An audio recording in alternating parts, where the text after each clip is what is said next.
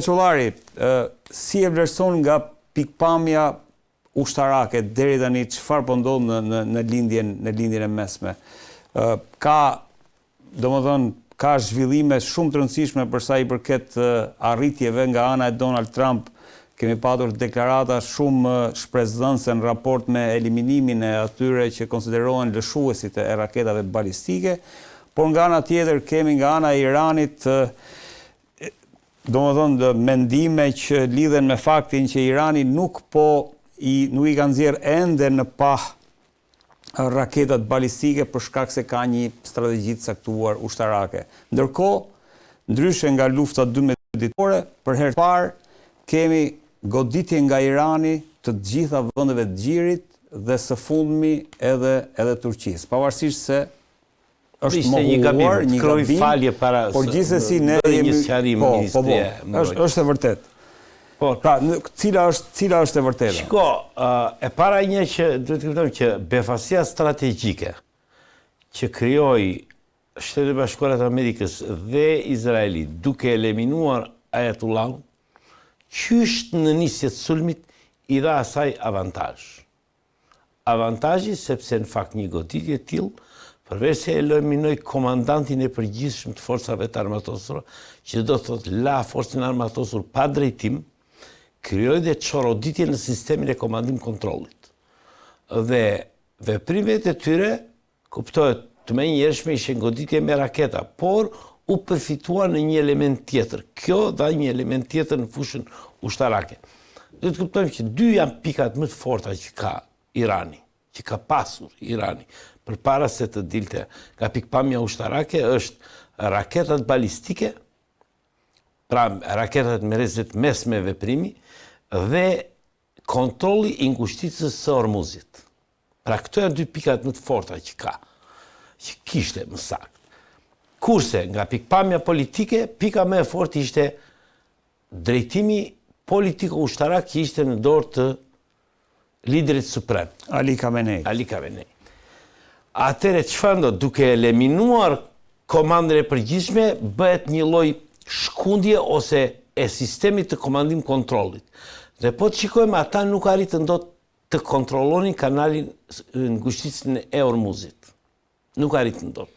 Deri tani kam pasur goditje me raketa, do të analizojmë dhe këtë, cila është, çfarë dëmi ka bërë goditja me raketa, dhe në këtë mënyrë forcat izraelite dhe amerikane krijon superioritet plot. Pse krijon superioritet? Sot kanë gjithë pjesën perëndimore të Iranit deri në thellësi e kanë në kontroll të plot dhe kanë superioritet ajror. Pse? Sepse Irani kishte një sistem të mbrojtjes kundër ajrore shumë të dobët, si nga pikpamja e interceptimit, ashtu nga pikpamja e reagimit. Dhe veprimet e para që u kryen në Iran ishte goditja e gjithë sistemit të mbrojtjes kundër ajrore.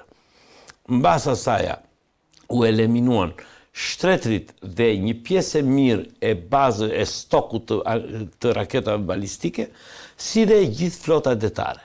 Sot që flasim, Irani nuk e kontrollon më ngushticën e Ormuzit. Nuk e kontrollon sepse flota detare është eliminuar. Është eliminuar. Pra, befasia strategjike i dha kohë amerikanëve për të kontrolluar Ormuzin, ngushticën e Ormuzit. Në këtë mënyrë sot që flasim, është e vërtet që një pjesë e anijeve janë të bllokuara në veri dhe në jug të Ormuzit, por ky bllokim nuk është për shkak të minimit të kanalit, apo se kanali është në kontrollin e Iranit, ka kontroll detar të kontestuar, por sepse anijet nuk duan të riskojnë. Sepse duke riskuar rritet çmimi i sigurimit, kostuva e tjera. Pra, dhe kjo është arsyeja që presidenti Trump para 2 ditësh urdhëroi që anijet ushtarake amerikane të shoqërojnë anijet tregtare, cisternat të shoqërojnë gjatë kalimit me qëllim që pikërisht të shmanget ky rrezik. Dhe në këtë mënyrë do të ndodhi ajo që lëvizja e mallrave, qoftë të karburanteve, qoftë të anijeve kontenier, do të fillojnë në ngushticën e Ormuzit e të gjitha vendet e Gjirit. Pra, kjo ndodhi nga pikpamja e flotës. Kurse nga pikpamja e raketave balistike, kemi disa suksese nga Amerikanët dhe nga Izraelitët që janë goditja e stokut raketave si thash edhe pra në fillim të luftës 12 ditore ata kishin rreth 3000 raketa balistike. Me reze të mesme, po flasim, jo me reze të shkurtër. Me reze të mesmeve primi që ishin 1500 metra e lartë, 1500 kilometra e lartë. Por gjatë luftës 12 ditore ata shpenzuan 500 copë dhe deri tani kanë shfrytzuar rreth 600. Deri tani, që do të thotë rreth 1100 copë janë të konsumuara, një pjesë janë të azgjësuara, një pjesë e mirë, pedagoni thotë 86% e shtretërave të raketave janë azgjësuar. Po ja, tani do të nxjerrë regjia në fakt se apo janë nisa. Që do të thotë që ne në ditën në vijim do të shikojmë ulje të intensitetit të goditjeve me raketa. Atëre, pra, tendenca është kjo, në parashikimin tim është që do të lirohet kanali i ngushtice e Hormuzit për mariniet tregtare. Do të garantohet lëvizja. Do të garantohet lëvizja, gjë që do të shfryj atë çmim të karburanteve apo të produkteve, dhe e dyta do të ulet intensiteti, kapaciteti i Iranit për të goditur me raketa bërthamore. Raketa balistike. Balistike, më fal.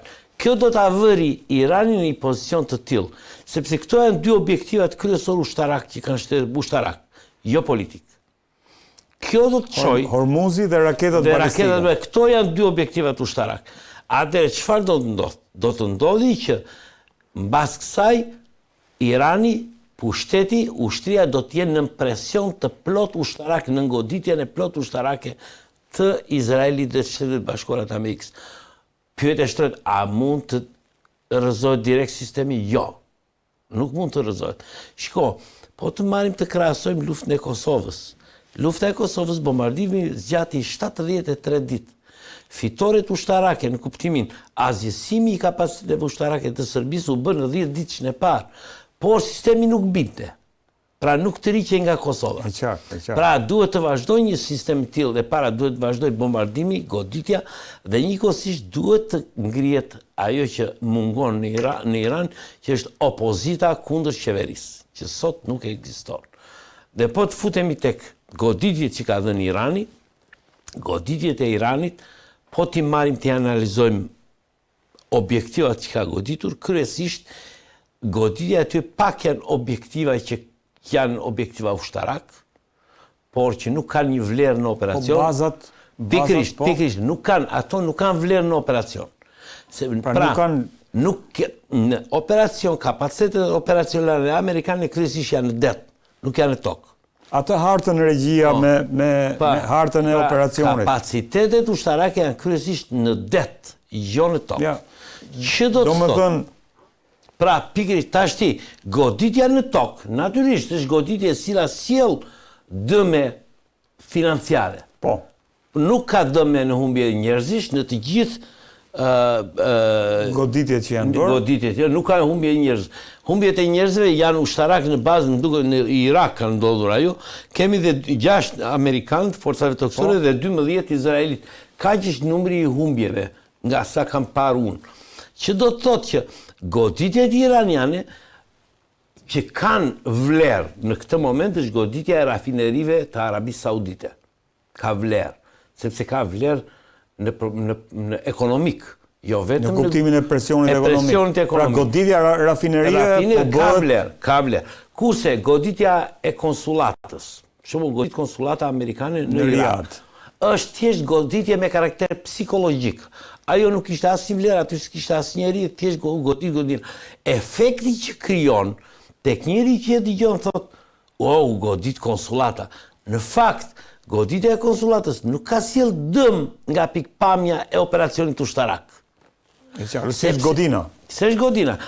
Në një operacion ushtarak ti sjell dëm kur godet operacion me infrastrukturë kritike të operacionit ose objektet karakterit ekonomik të cilët mbështetin operacionin. Konsulata nuk ishte asnjë vlerë në këtë moment. Apo goditja e radarit. U bë radari. Ai radari nuk ishte objekt i kritik i operacionit. Pse? A ishte radar detar, nuk ishte radar. Sepse, po të shikosh konfiguracion e Iranit, gjithë bregdeti i Iranit është malor. Po. Atëherë, një radar i vendosur në fush, nuk mund të shikoj përtej malit. A ishte radar detar. Natyrisht, për operacionin mund të ketë një vlerë minimale të vlerë të taktikë në nivel taktik të ullët. Jo strategjik. Po jo strategjik.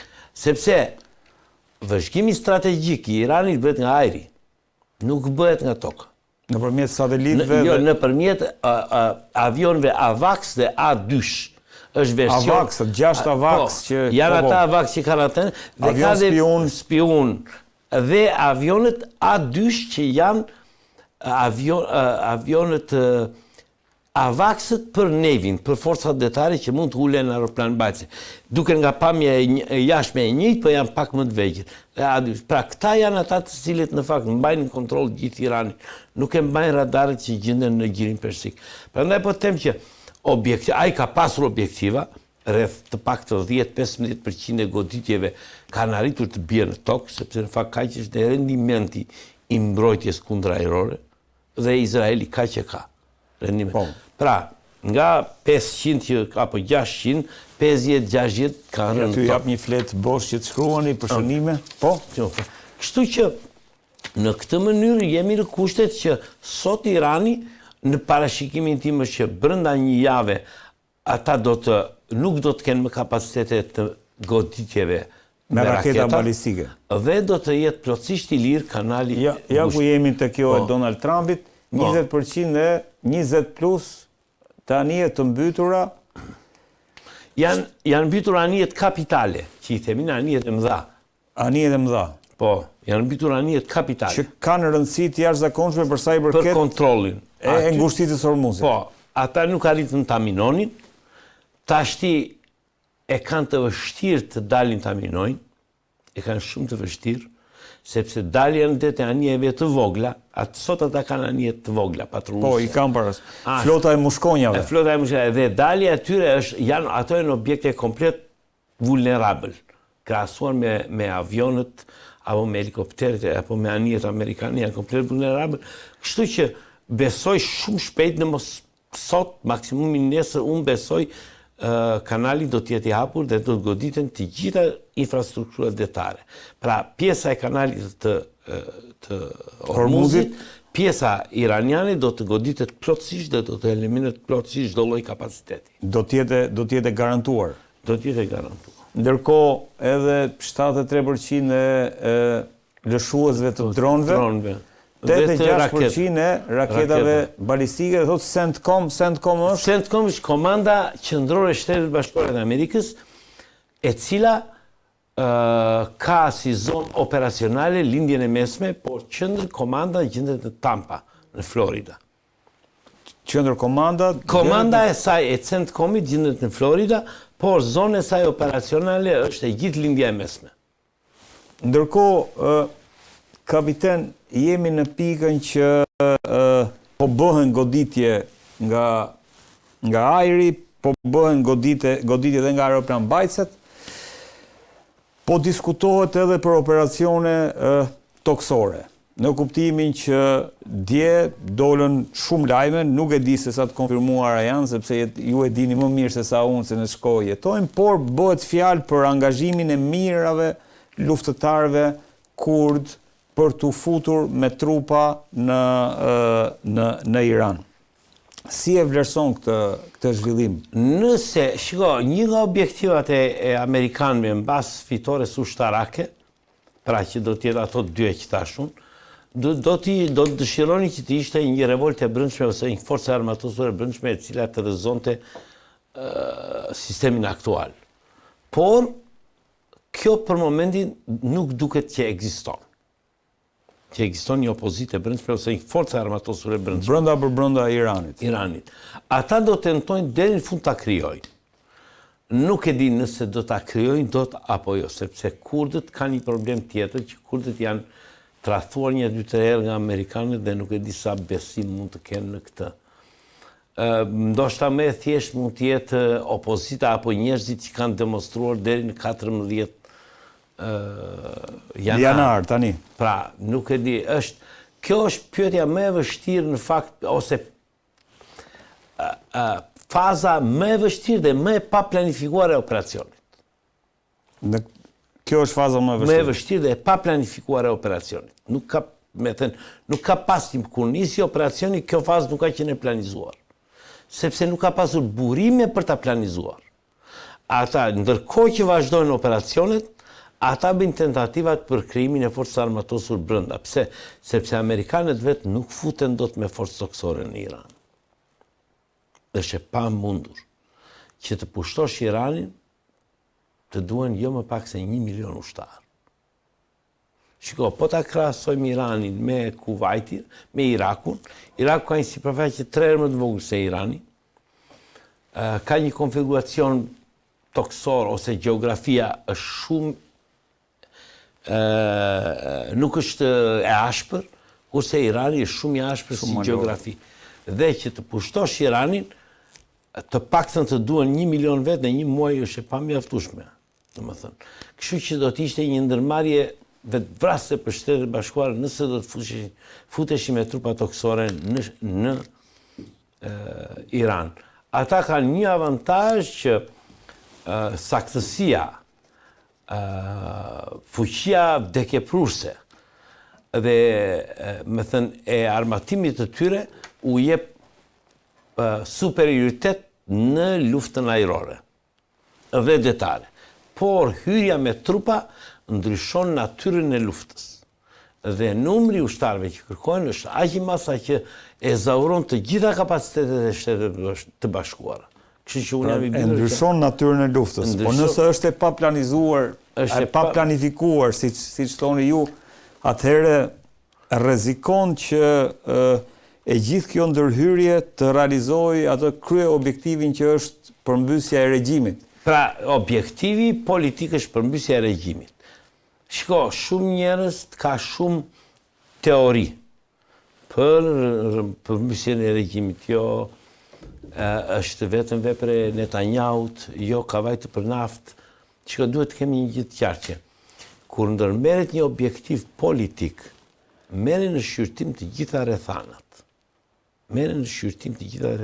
Por, ka një fakt i cili nuk mund të neglizhohet. Dhe që unë e quaj fakt arsye kryesore për cilën Shtetet Bashkuara të Amerikës janë futur në këtë ndërmarrje të rrezikshme. Irani ka zbalancuar fuqinë ose raportin e fuqive në lindjen e mesme. Ky është konstatim shumë i fortë. E ka zbalancuar. Pse? Sepse nuk është vetëm kërcënim për Izraelin.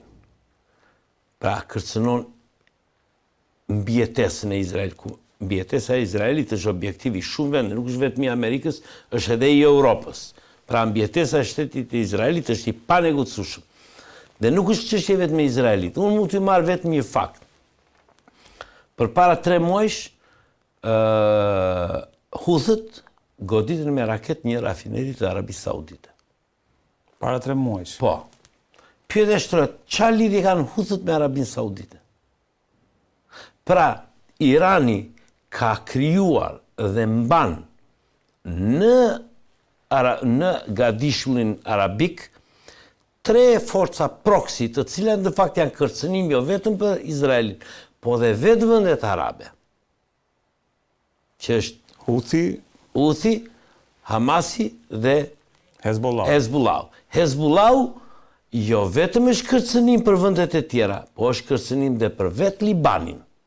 Sepse në fakt, sot në Liban, dihet që e gjithë situata si ka precipituar, është për shkak të Hezbollah, dhe Hezbollah është përjashtuar nga drejtat politike. Pëmbakisht shumë shpejt del organizata e jashtëligjshme në Liban. Pra, e gjithë kjo dhe në fund, fakti që Amerika sulmoi Iranin nuk ka qenë vetëm kërkesë e Netanyahut, ka qenë kërkesë dhe Arabisë Saudite. Pra që do të thotë që ne kemi një koalicion anti-Iran në Gadishullin arabik. E kemi një koalicion. E qartë. Por, shteti I cili mori përsipër të rivendosi balancën e forcave, në ata rajon ishin Shtetet e Bashkuara të Amerikës, siç kanë qenë ata që kanë bërë gjithmonë, dhe në 91-shin dhe në 2003-shin. Rivendosja e balancave, zoti Meçollari, lidhet vetëm me eliminimin e programit bërthamor edhe raketave balistike, apo jo? Dhe Hormuzi që ju e thatë me shumë të drejtë. Kur themi rivendosja e balancave, problemi është që nëse qeveria ose sistemi politik që kishin do të ndryshonte mendje, pra nuk do të financonte proxy, nuk do të kërcënonte me raketa, nuk do të zbalanconte fuqinë, pra sepse ajo kishte rritur fuqinë në mënyrë të tillë që kërcënonte vende të tjera. Nëse nuk do ta bënte këtë gjë, natyrisht atë nuk do ta shqetësonte askush. Çështja e Iranit, mënyra e qeverisjes brendshme ishte një çështje e brendshme. Dhe pastaj kur vim te çështja pse ndodhi dhe cilët janë argumentat, natyrisht argument nuk mund të dalë që ka zbalancuar fuqinë. Argumenti është ka armë bërthamore, ka raketa. Po nëpërmjet këtyre zbalancon. Nëpërmjet këtyre do bëhet ribalancimi I fuqisë në rajonin e. Po, nëse fjala vjen po flas për një skenar të mundshëm. Nëse, siç paraqitëm edhe Donald Trumpin, nëse shkojmë tek pika që Shtetet e Bashkuara të Amerikës e konsiderojnë 100% të eliminuar dëshuesit iranian, 100% të eliminuar raketat balistike, 100% të eliminuar programin bërthamor, a mundet që lufta të përfundojë aty dhe në Iran të vazhdojë të sundojë I njëjti regjim, ndërkohë që nuk e kemi më atë zhballancimin e fuqisë. Kjo është një pyetje jo e lehtë, por unë kam një vlerësim. Pyetja është, a mendon se qeveria aktuale është gati të mbajë premtimin që të heqë dorë nga armët bërthamore, nga raketat dhe nga ndihma për proxy dhe të vazhdojë të Mojtaba El Khamenei, djali I dytë më I madh I Ali Khameneit, duket se është më I radikalizuar se Jati. Pra, nëse po themi kuptohet që nëse ata premtojnë do të vendosen në kushte. Nuk mundet që ti të premtosh sepse ata deri më sot kanë premtuar 10 herë që nuk do kenë armë bërthamore. Dakord. Okej. Pra, nëse ekzistojnë kushtet e monitorimit pra të procesit të demilitarizimit të Iranit, edhe mund të bëhet, por nga çfarë shikoj unë, duket se ata e kanë tejkaluar momentin që mund të negociosh për të qenë pushtet të demilitarizuar. Por çfarë do të ndodhë nëse ti nuk arrin të shkosh tek ajo që tham, tek përmbysja e regjimit, nëse ti nuk futesh dot me trupa, se ekspertët ushtarak... Natyrisht, me trupa nuk futesh dot. Po si do ta realizosh objektivin? Pra se është si një lloj impasi. Bëhet fjalë për të krijuar këtë rezistencën e brendshme. Pra, I gjithë goditja do jetë në funksion të kësaj. Në funksion të rezistencës brendshme. Nëse nuk ja del? Atëre, do vazhdoj goditja derisa ata të ikin vetë. Pra nuk do të ndalet gjëja, nuk jemi të një skenar I një tërheqje në rast se realizohen objektiva. Unë skenar që ky zotria të jetë komandant suprem dhe Irani të mbaj premtimet që të heqë dorë nga armatimet ose nga kushtet që do vendosen, nuk shikoj. Nuk e ka bërë kurrë. Ajatollat se kanë bërë kur këtë, as kanë dërmën ta bëjnë, po ku po shkojmë? Ata po vënë në vetvrasje, domethënë politike, dhe pastaj çështja, dikush e gjithë historia në këtë skenar është ky që Iraku mund të vënë një situatë paqëndrueshmërie totale. Irani mund të shkojnë në një situatë paqëndrueshmërie. Shikoj, unë kam qenë në Afganistan. Amerika punoi 20 vjet në Afganistan. Ka shpenzuar jashtëzakonisht. ka mbajtur një ushtri me rreth 200.000 personel. Dhe 200.000 personel, rrogat çdo muaj i paguante Shtetet Bashkuara të Amerikës. Rrogat e personelit të forcave të armatosura e paguante Shtetet Bashkuara. Taksa paguesit amerikan. Çdo muaj. Por pse nuk pati sukses? Shumë njerëz akuzojnë Shtetet Bashkuara. Unë të them kaq. Ata nuk donin të kishin shtet. Siç ishin shtet perëndimor. E para, problematika që kanë ata me tribut, me fiset, me këto kabilet. është e çuditshme mënyra se si reagojnë. Por më e keqja të tjerë se ka dhe shtete të zhvilluara që janë të organizuar në mënyrë të tillë, më e keqja ata korrupsioni atje ishte në gen. Ishte në gen. Pra, dhe nuk kishin asnjë qasje që të ndërtonin një shtet modern. Asnjë qasje. Atëre, kushdo do të lodhet. Kushdo do të lodhet. Dakord jam. Dhe në fund, u lan çka kishin bërë, ja u lan atje, ikën edhe...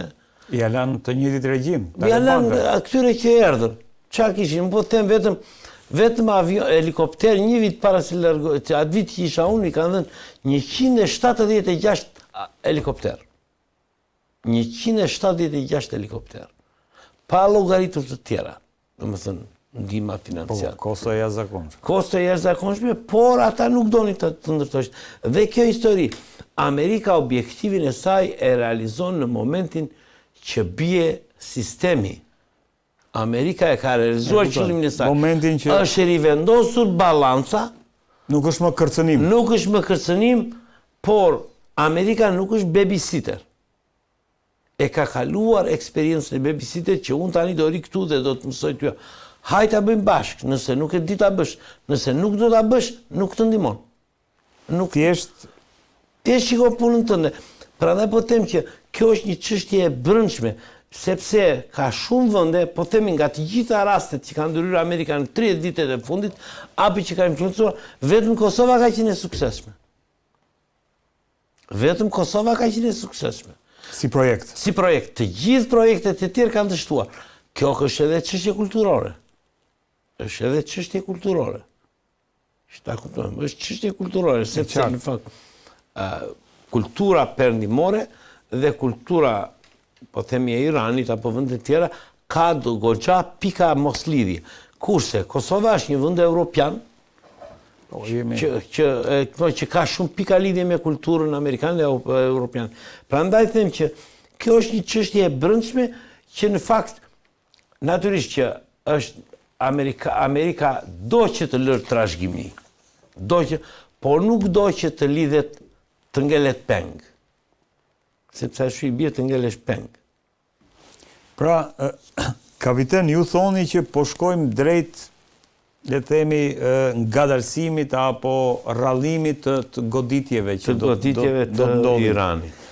Thoni që është e pamundur tani më që të minohet ngushtica e Hormuzit? Sot e ka të pamundur ta minojnë. Mund të bëjnë një minim sporadik që ne i themi me mina lundruse.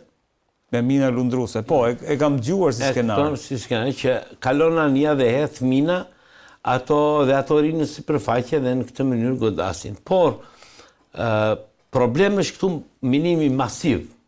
Minimi masiv nuk do të bëjë tjetër, do të bllokojë ngushticën për një kohë shumë gjatë.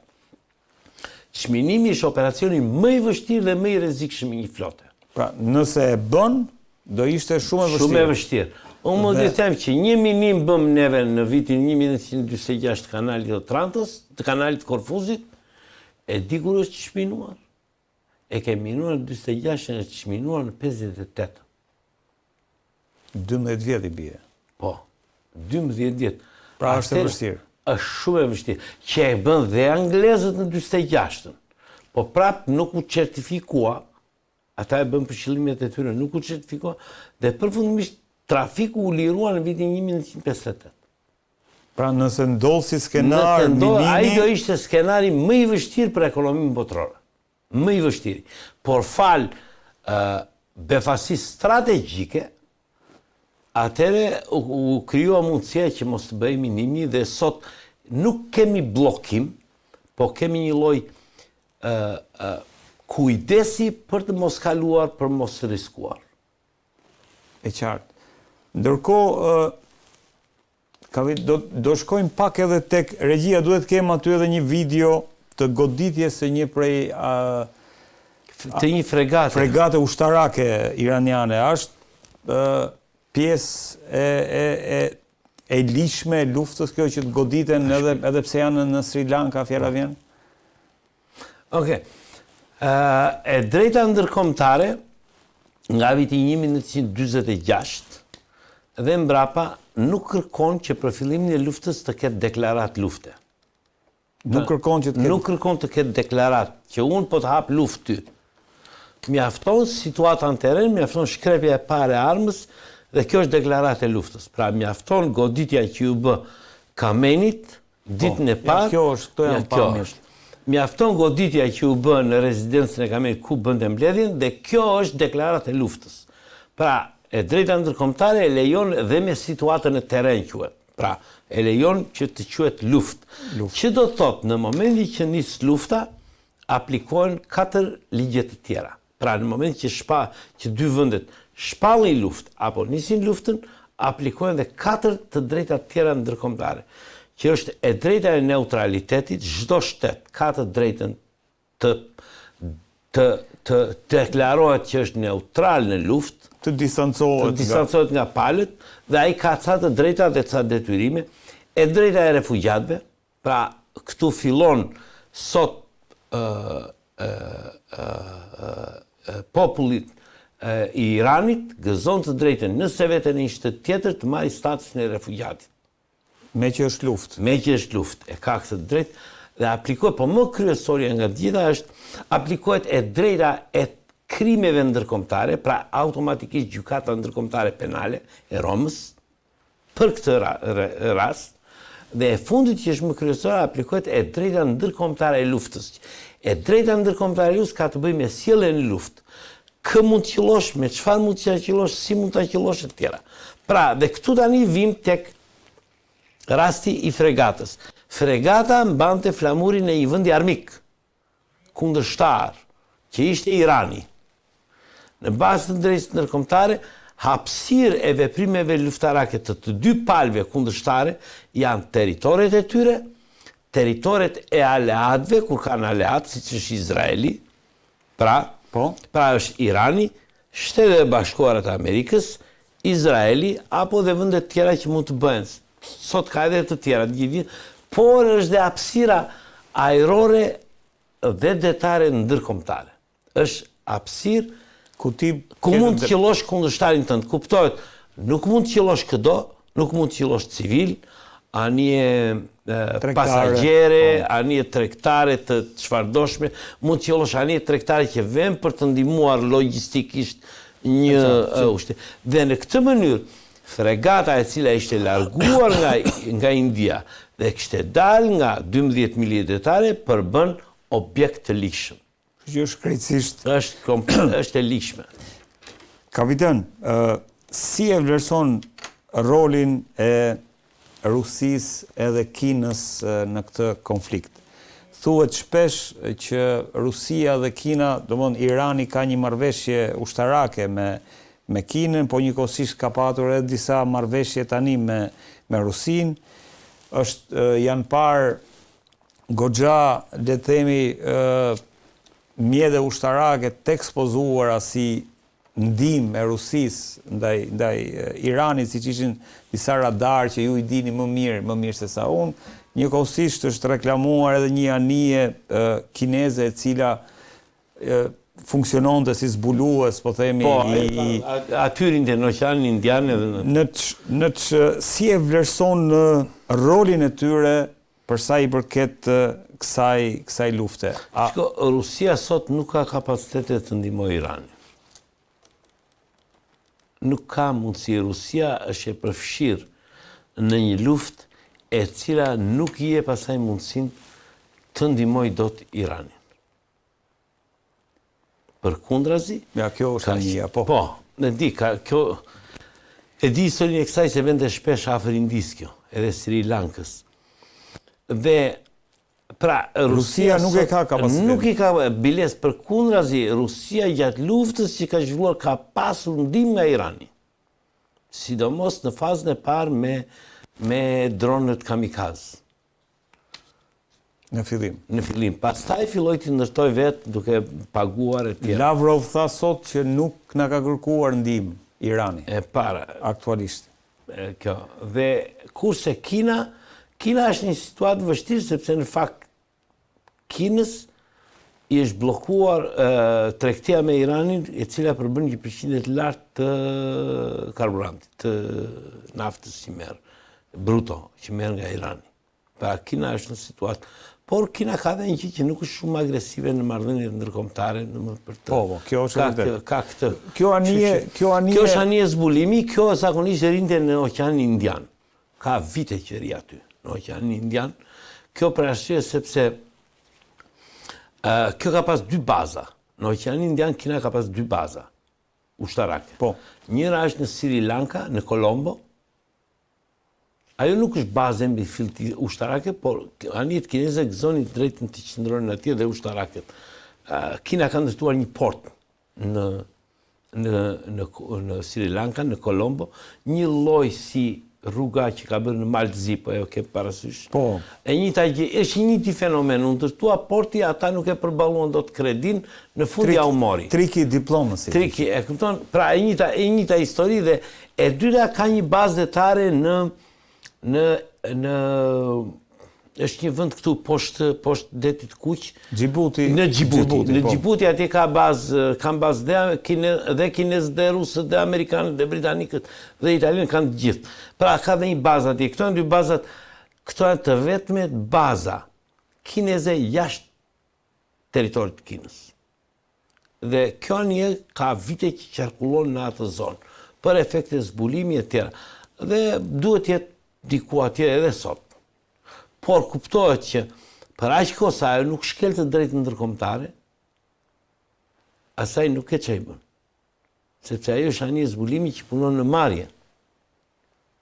Pra nuk jep informacion për Iranin? Edhe mund të japi, por ka një gjë në dhënien e informacionit tash. Dhënia e informacionit nga një palë tretë, një palë ndërluftuese është ndaluar dhe quhet shkelja e neutralitetit. Por problemi është që është e vështirë të verifikosh. Ta provosh. Po, të provosh që ajo po jep informacion në dëmin tënd. Është shumë e vështirë, sepse zakonisht lëvizjet janë të kriptuara, nuk bëhen direkte, ajo mund ta çojë një në Kinë, nga Kina vete në ambasadën kineze në Iran, pastaj vete pra atje duhet të ndjekësh të gjithë. Dhe është e njëjta gjë siç thot në Ukrainë. Dihet botërisht që gjitha informacionet Ukraina në lidhje me lëvizjet e trupave ruse i merr nga aleatët, por nuk provohet dot. Nuk ka prova. Nuk provohet dot, është e vështirë të provohet. E qartë. Pra nuk është se po luan ndonjë rol. Ndërkohë është testuar dje, kapiten, raketa balistike Minuteman III në Kaliforni, nëse mos gaboj, 20 herë më e fuqishme se bomba e Hiroshimës, sipas atyre që bën testimin. Kjo ishte diçka e planifikuar etj, nuk lidhet me situatën. Gjithsesi ka efekt psikologjik. Duke qenë se nga shumë komentues, jo nga shumica, por nga shumë janë ata që thonë që skenari bërthamor në rast dështimit të Shtetet Bashkuara të Amerikës mund të jetë një skenar i mundshëm. Pra, goditja nga Shtetet e Bashkuara? Jo, nga Izraeli, qoftë mund të jetë si opsion. Jo, unë e përjashtoj. Plotësisht goditjen me armë bërthamore. Shiko si është problemi. Përdorimi i armëve bërthamore ka lindur, përveç rastit të Hiroshimës Nagasaki, dhe është mbajtur si një element deterrence ose shkura imit kundërshtarit. Nuk është mbajtur për përdorim. Dhe sot e gjithë lufta që bëhet kundër vendeve që po pajisen me armë bërthamore, nuk është se ata kanë shkelur thjesht traktati për mos prapjen e armëve të dëmtimit të mas, por ata me thënë, problemi më i madh qëndron që armët bërthamore qëndrojnë në dorën e njerëzve të papërgjegjshëm dhe me pushtet të centralizuar. Çfarë do të thotë? Zakonisht përdorimi i armës bërthamore në Shtetet Bashkuara të Amerikës nuk është vendimarrje e presidentit. Ai çel si vendimarrjes. Po në fakt është një zinxhir i tërë komandimi i cili aprovon përdorimin dhe mjafton njëra nga hallkat të dështoj. Ka filtra, po, ai qartë. Ka filtra. Kështu ndodh edhe në Rusi. Është e njëjta gjë. Prandaj unë edhe pse Putin është, më thënë, ka kryer një agresion e tjera, unë përsëri besoj që ai nuk është në atë gjendje sa të përdori armën bërthamore. Maksimumi që unë mund të besoj për Putin është që të përdori në rast të një disfate të plot, të përdori armën taktike bërthamore në Ukrainë, në nivel taktik. Nivel taktik. Pra, deri këtu, pra është nga pikpamja e kontrollit dhe ndërgjegjes ose e rrethanave të përdorimit doktrinës që ka, procedurave që ka Rusia, nuk e lejon përdorimin e armës bërthamore në nivel kontinental, në nivel strategjik. Vetëm ndoshta po të ketë një humbje të fortë në nivel taktik. Kurse kur vim te Irani dhe te Korea, këtu kemi të bëjmë me njerëz të papërgjegjshëm, që armën bërthamore kanë shumë shanse që ta përdorin, nëse do ta kenë. Korea e Veriut e ka, por ajo në fakt ndoshta është Rusia dhe Kina që e frenojnë për momentin, e ka, por është Rusia dhe Kina, kurse Irani është një qeverisje e cila ka më shumë pavarësi dhe më shumë dhe ndoshta pasja armës bërthamore nga Irani do të ishte shumë e dëmshme, shumë e rrezikshme. Kurse në lidhje me Izraelin, unë prap qëndroj me atë, ka shumë njerëz që besojnë dhe unë besoj që Netanyahu duhet të vënë në gjykatën ndërkombëtare, por procedura e vendimarrjes për të lëshuar armën bërthamore dhe në Izrael është tepër rigoroze si doktrina, ashtu edhe procedura dhe në fundit Izraeli është një vend demokratik ku procedurat ku nuk kemi centralizim absolut të pushtetit nga kryeministri. Pra nuk i kemi si unë e përjashtoj plotësisht përdorimin e armëve bërthamore. Dhe kjo Minutemen 3 nuk ka lidhje me... Është një procedurë normale, por në momentin që ndodh, kuptohet çdo njeri e përdor për efekt psikologjik ndaj kundërshtarit. Mund të t'i krijojë një efekt, pra i thotë që shiko, unë kam dhe një armë të fortë. Kjo mund niset nga Kalifornia dhe mbrin deri të gjitha armët bërthamore e kanë këtë distancë. E kanë këtë distancë. Të gjitha. Nëpërmjet këtyre raketave për të arritur.